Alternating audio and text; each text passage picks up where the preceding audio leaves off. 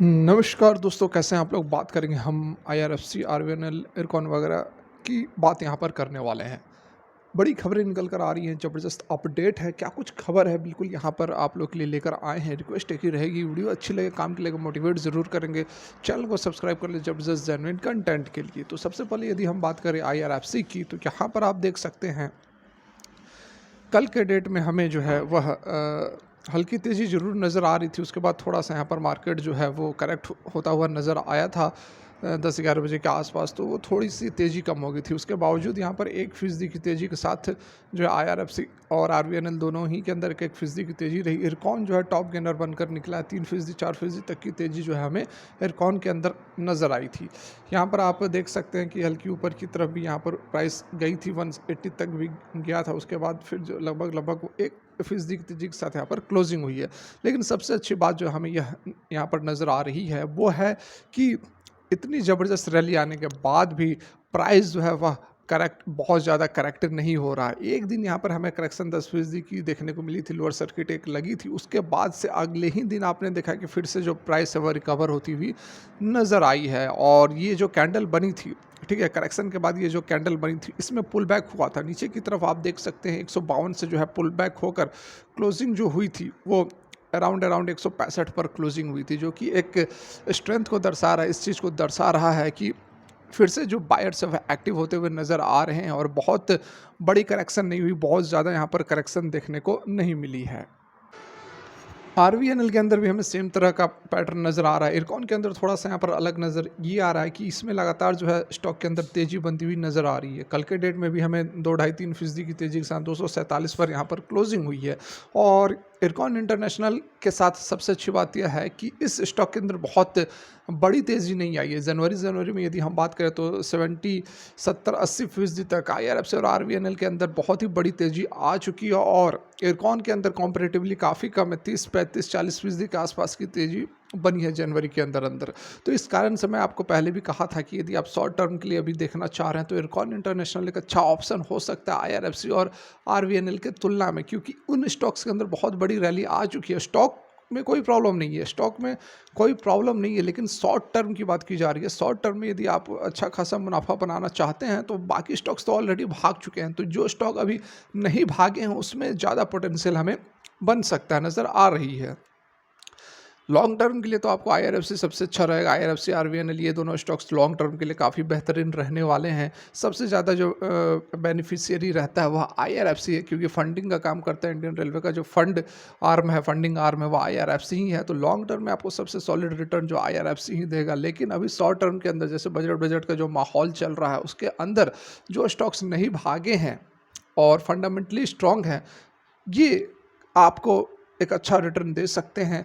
इसी कारण से मैंने आपको पहले भी कहा था कि इरकॉन के अंदर आप नज़र बनाकर रख सकते हैं। अच्छी खासी मूवमेंट हमें यहाँ पर देखने को मिल रही है। बहुत ज़्यादा एक दिन बस यहाँ पर करेक्शन हुई थी, 14-15% की गिरावट आई थी। उसके बाद फिर से अगले ही दिन स्टॉक ने रिकवर करना शुरू कर दिया था। और कल यदि आप देखो तो इरकॉन इंटरनेशनल के अंदर अच्छी खासी हमें तेज़ी देखने को मिली। हर तरफ प्रेशर था। इवन दैट इतनी बड़ी गिरावट होने के बाद भी मार्केट के अंदर 1% निफ्टी, बैंक निफ्टी को देखो 1-1.5% की गिरावट थी। लेकिन इवन दैट जो रेलवे स्टॉक्स हैं ये आपको ग्रीन में ट्रेड होते हुए नज़र आ रहे थे। ये इस चीज़ को दर्शा रहा है कि अभी भी जो स्ट्रेंथ है वह बाकी है। अभी भी रिटर्न जो है ये इंडियन रेलवे स्टॉक्स आपको दे सकते हैं। इस बीच जो खबरें निकल कर आ रही है नुवामा की तरफ से, बड़ा अपडेट है, उसको भी यहाँ हम समझ लेते हैं।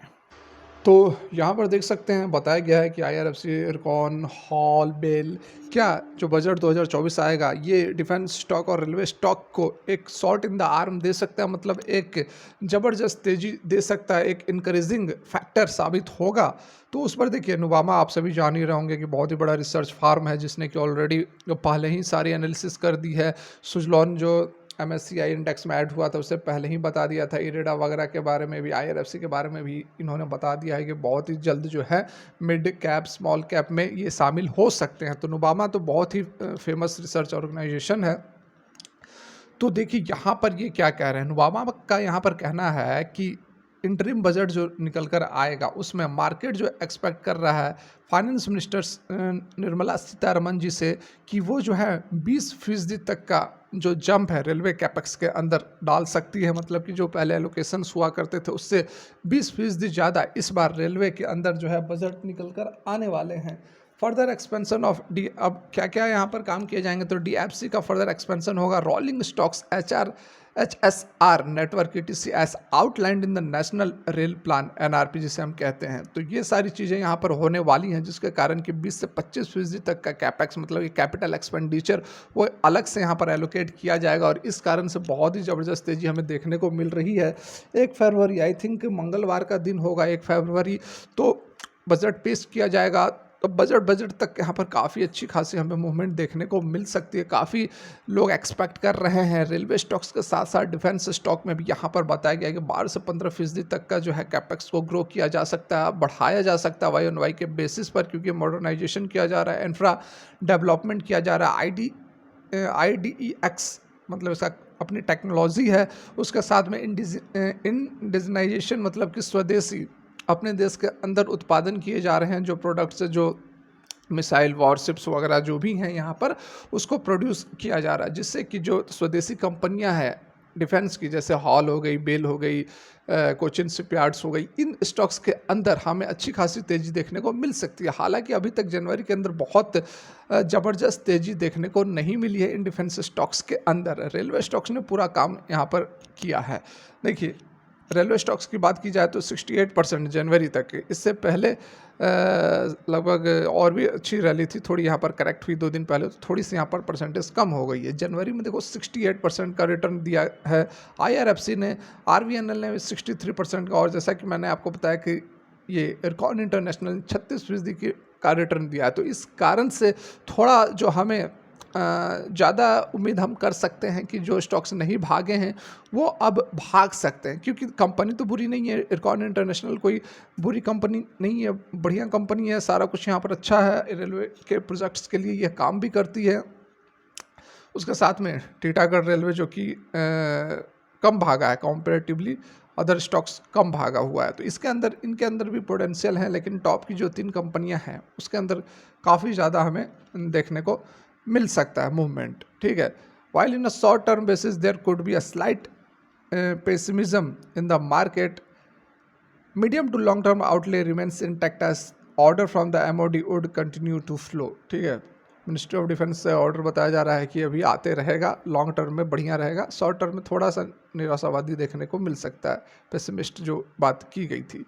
रेलवे स्टॉक्स की बात करें तो नुवामा का मानना है कि एक अच्छा खासा कैपेक्स आउटले मोमेंटम हो सकता है 15 से 20% YoY के बेसिस पर, क्योंकि जो फोकस है वो rolling stock, safety new tracks, laying ETC over coming year, electrification in last decade, ये सारी जो है परियोजनाएं अभी करनी है। Even if railway capex allotment remain stagnant we will still higher allocations, we will still see. देखिए स्टैग्नेंट का मतलब कि यदि जो कैपेक्स जो स्टैग्नेंट रहता है, मतलब कि यदि कांस्टेंट भी रहता है, नहीं भी बढ़ता है, फिर भी हम देखेंगे we still see higher allocation towards the private sector versus self capex ordering done earlier, it said, ठीक है। तो यहाँ पर बताया जा रहा है कि प्राइवेट सेक्टर के अंदर जो एलोकेशंस है वो अधिक देखने को मिलेगा, समझ रहे हैं ना। जैसे कि अगर कांस्टेंट भी रखते हैं तो जो प्राइवेट सेक्टर को अधिक एलोकेट किया जा सकता है versus self capex ordering done earlier, it said, ठीक है। अमॉन्ग डिफेंस प्लेयर हॉल वगैरह हो गया, भारत वगैरह, ये सब डिफेंस की बात होगी, लेकिन हम तो बात कर रहे हैं अपनी रेलवे स्टॉक्स की। तो उसके अंदर आप सभी जान ही रहे हैं 3 टॉप की कंपनियां हैं जिसके अंदर निवेश किया जा सकता है।